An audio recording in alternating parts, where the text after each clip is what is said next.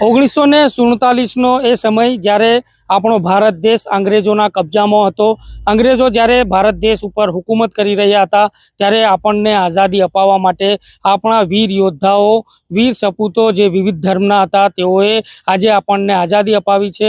1947થી લઈને આજે 2024નું વર્ષ ચાલી રહ્યું છે। આપણને આઝાદીને 78મા વર્ષમાં પ્રવેશ કરી રહ્યા છે।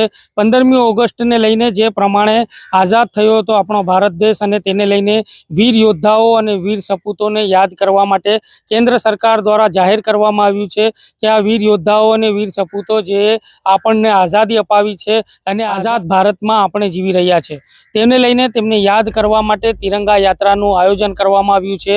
દાહોદ જિલ્લામાં પણ 8મી ઓગસ્ટથી લઈને 15મી ઓગસ્ટ સુધી આ તિરંગા યાત્રાને લઈને અલગ અલગ કાર્યક્રમો યોજવામાં આવશે। તેના જ ભાગરૂપે દાહોદ શહેરમાં આજે તિરંગા